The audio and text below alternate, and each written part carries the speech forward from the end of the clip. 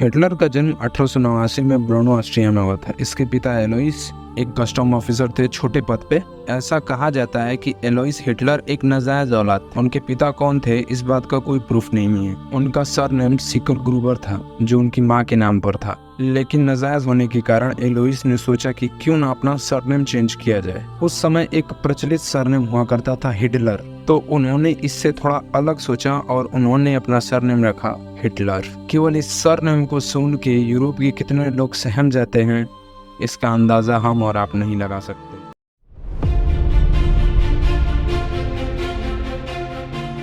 अब आते हैं हिटलर पे। The Adolf Hitler. हिटलर ने अपनी स्टार्टिंग की पढ़ाई वहीं के एक लोकल स्कूल में की। वह बचपन से ही एक एवरेज टाइप स्टूडेंट था, पढ़ने में कुछ खास अच्छा नहीं, लेकिन उसे ड्राइंग बनाना बहुत पसंद था और वह इसी में आगे की पढ़ाई करना चाहता था। लेकिन भगवान को कुछ और ही मंजूर था। जब वह मात्र 14 वर्ष का ही था कि उसके पिता की मृत्यु हो जाती है किसी बीमारी के कारण। हाँ, एक और बात थी कि एलोइस की 3 पत्नियां थीं और एडोल्फ था वो तीसरी पत्नी का संतान था। फिर भी किसी तरह हिटलर की माँ ने उसे पढ़ाया लिखाया। अपने पिता की मृत्यु के केवल 1 साल बाद यानी 1904 में हिटलर फेफड़ों की बीमारी के कारण काफी गंभीर रूप से बीमार पड़ गया था, जिसके कारण उसे स्कूल छोड़ के घर पर रहना पड़ा था, जहां उसे एक ऑस्ट्रियाई यहूदी डॉक्टर एडवर्ड ब्लूच, जो उनका एक पारिवारिक डॉक्टर हुआ करता था, उसने इसे गंभीर बीमारी से बचाया था। और जब 1907 में उसकी मां को ब्रेस्ट कैंसर हो गया तब भी एडवर्ड ब्लूच ने ही उनकी भी देखभाल की और वह तब तक करता रहा जब तक कि हिटलर की मां उसी साल यानी 1904 दिसंबर में मर नहीं गई। उनकी खराब आर्थिक स्थिति के कारण ब्लूच ने हिटलर परिवार के लिए कम पैसों पर भी काम किया था और कभी कभी तो उसने कोई पैसा भी नहीं लिया था। जब हिटलर की मां मर गई थी यानी 1907 में, तब हिटलर की एज अभी 17 साल थी। अब उसके पास बस उसकी अम्मी के द्वारा की गई सेविंग्स ही बची थी, जिससे वो अपनी आगे की पढ़ाई पूरी करना चाहता था, जिसके लिए वो वियना के किसी स्कूल में एंट्रेंस एग्ज़ाम भी देता है, जिसमें वो फेल हो जाता है। फिर वो वहीं पर रह के अपनी पेंटिंग्स को बेचकर अपना गुजारा बसारा करने लगता है।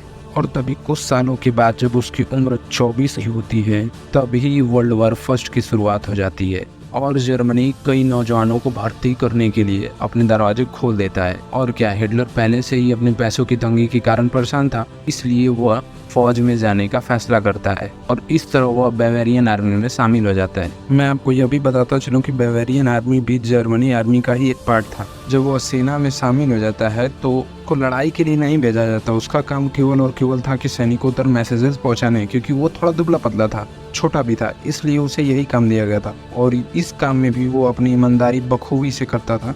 उसने बहुत सारे युद्ध लड़े और इन सारे युद्धों के बीच वो केवल 2 बार घायल हुआ था। पहली बार 1916 में सोम की लड़ाई में, जिसमें उसे पैर में चोट लग गई थी और वो थोड़ा रेस्ट पे चला गया था, और दूसरी बार प्रथम विश्व युद्ध के अंत में 1918 में, जिसमें वो ब्रिटिश आर्मी के गैस हमले में लगभग अंधा हो गया था। और यहाँ से ठीक होने के बाद अपने ऑफिसर्स के कहने पर वह म्यूनिख गया, जहाँ उसे नाजी पार्टी में शामिल होकर उसे अपने ऑफिसर्स को रिपोर्ट करनी थी।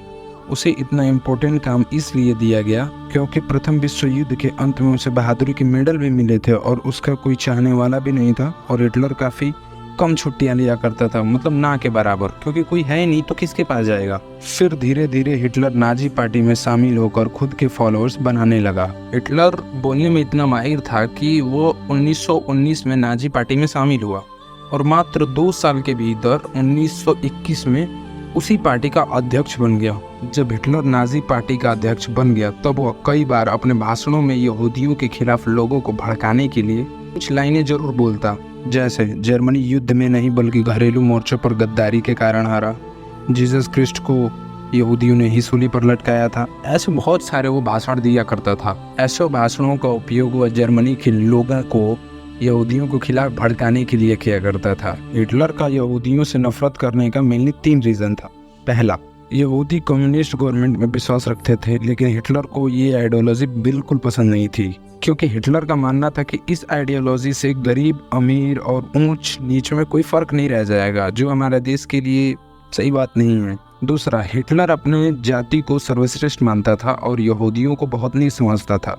वो कहता था कि यहूदियों को तो जीने का भी अधिकार नहीं है, ये इंसान की श्रेणी में ही नहीं आते। एक और बात जो हिटलर के साथी कहा करते थे कि जब हिटलर वियना में रहा तब तक उसकी ऐसी सोच नहीं बनी हुई थी यहूदियों के खिलाफ। यहूदियों से नफरत वाली सोच हिटलर के अंदर सेना में जाने के बाद हुआ था। उससे पहले उसकी ऐसी अवधारणा या सोच नहीं थी, क्योंकि अगर ऐसी सोच और अवधारणा होती तो वियना में रह रहे उसके साथी कभी ना कभी तो उनको पता चलता। और वियना में रह के ऐसा हो पाना अभी संभव नहीं था, क्योंकि वियना में ज़्यादातर यहूदी समाज के ही लोग थे और हिटलर उन्हीं के साथ रहता और उन्हीं को पेंटिंग्स बेचा करता था। तीसरा और सबसे मेन रीज़न, इस लेटर को ध्यान से देखिए। इस लेटर में ब्रिटेन ने 1917 में ही फिलिस्तीन के एक भाग में यहूदियों के लिए नए देश बनाने की मांग कर रहा था, और इसी लेटर के चलते हिटलर और जर्मनी के लोगों को यह समझने में बिल्कुल टाइम नहीं लगा था कि यहूदियों ने जर्मनी सेना के पीठ में छुरा घोंपा है। और ये बात कुछ हद तक सही भी थी, क्योंकि ब्रिटिश आर्मी में एक पार्ट यहूदियों का भी था जो प्रथम विश्व युद्ध द्वितीय विश्व युद्ध दोनों में लड़े थे। और ये बात तो किसी से छुपी ही नहीं कि यहूदी लोगों ने ब्रिटिश साइंटिस्टों के साथ मिलकर कई खतरनाक हथियार भी बनाते थे। शायद यही कुछ बातें थी जो हिटलर को चुभती रहीं। और जब हिटलर 1937 में सत्ता में आया, उसने सबसे पहले अपने देश के ही संविधान को खत्म किया, राष्ट्रपति को लात मार के भगा दिया और लगा सभी यहूदियों को जिंदा मारने। उसने एक यहूदी परिवार को जर्मनी से किसी और दूसरे देश में शिफ्ट होने दिया, और वह परिवार था एडवर्ड ब्लूच का। उसने पर्सनली यह आदेश दिया था कि ब्लूच को कभी भी होलोकॉस्ट या किसी कंसंट्रेशन कैंप में नहीं भेजा जाएगा। हाँ, ये वही यहूदी एडवर्ड ब्लूच हैं जिन्होंने हिटलर का कम पैसों में इलाज किया था, और उसकी माँ की भी कम पैसों में इलाज करता रहा जब तक कि वह ब्रेस्ट कैंसर के कारण मर नहीं गई। और उसी समय हिटलर ने एडवर्ड ब्लूच को हमेशा मदद करने का वादा दिया था। और शायद ही एडवर्ड ब्लूच को इस बात का एहसास हुआ होगा कि हिटलर का एक वादा इतना शक्तिशाली रहेगा कि उनकी और उनके परिवार का जीवन बच जाएगा। बाद में हिटलर ने उन्हें छोड़ने का एक रीज़न बताया था। उन्होंने कहा था कि एडवर्ड ब्लूच एक कुलोनी यहूदी हैं, गंदा यहूदी हैं, वो असली यहूदी नहीं हैं। जब सेकेंड वर्ल्ड वॉर शुरू होने वाला था तब हिटलर और यूएसएसआर ने एक दूसरे से एक दोस्ती संधि की थी, जिसके तहत ये एक दूसरे के ऊपर 10 साल तक कोई हमला नहीं करेंगे और पोलैंड को एक दूसरे में आधा आधा बांट लेंगे, और यूएसएसआर पोलैंड के बदले जर्मनी की सभी बॉर्डर्स की रखवाली करेगा। सेकेंड वर्ल्ड वॉर में हिटलर की नाजी जर्मनी सेना ने कुल 20 से अधिक देशों पर हमला किया था, जिसमें उसने 1939 में पोलैंड पर हमला किया, जिसके बाद ब्रिटेन और फ्रांस ने जर्मनी के खिलाफ युद्ध की घोषणा की, और यहाँ से द्वितीय विश्व युद्ध की शुरुआत हो जाती है। 1940 में हिटलर ने डेनमार्क और नॉर्वे पर हमला किया, फिर फ्रांस, बेल्जियम, नीदरलैंड और लग्जमबर्ग पर भी आक्रमण किया। 1940 तक हिटलर ने पश्चिमी यूरोप के अधिकांश हिस्सों पर कब्जा कर लिया था। इसी साल यानी 1940 को जून में ही फ्रांस ने जर्मनी के सामने घुटने टेक दिए। फिर फ्रांस के बचाव में, या ये कहिए वो खुद के बचाव में, इंग्लैंड ने जर्मनी को रोकने का प्रयास किया। लेकिन हिटलर तो हिटलर ठहरा।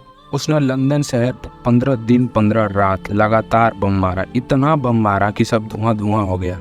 लेकिन फिर भी ब्रिटेन ने कमबैक किया और हिटलर की एयरफोर्स यहाँ भी नाकाम रही। अब आते हैं उस समय पर जब हिटलर के अंत की शुरुआत हुई। हिटलर ने चालाकी दिखाते हुए 1941 पर यूएसएसआर पर ही हमला कर दिया, मतलब अपने खास दोस्त पर, और यही उसकी सबसे बड़ी गलती साबित होती है, जो आगे चल के जर्मनी के पतन का कारण बनती है। शुरुआत में हिटलर तो यहाँ भी सफल रहा ब्रिटेन की तरह, लेकिन आती है एक मजबूत ठंड जो हमेशा से यूएसएसआर यानी रूस की ढाल बनी है। और यह ठंड इतनी भयंकर थी कि -40 डिग्री का पारा टच हो गया। इसमें हिटलर के सैनिक खड़े खड़े जम गए। फिर क्या, रूस को मौका मिल गया। पहले उसने जर्मनी के सारे सैनिकों को रूस से भगाया और जर्मनी के खिलाफ षड्यंत्र रचने लगा। और इसी बीच हिटलर ने जापान को अमेरिका के पर्ल हार्बर पर हमला करने को कहा, और जापान का प्रधानमंत्री इतना बेवकूफ जिसने हिटलर की बात मान ली और अपने ही लोगों को आग में झोंक दिया। हिटलर के आदेश के अनुसार जापान ने 2 दिन तक अमेरिका पर खूब बम गिराया। यह हमला जापान ने अमेरिका के ऊपर दिसंबर 1941 में किया था, जिसके 3 साल 8 महीने बाद अमेरिका ने 6 अगस्त 1945 को जापान के हिरोशिमा में एक एटॉमिक बम गिराया। जिसकी कल्पना पूरी दुनिया ने कभी नहीं की थी।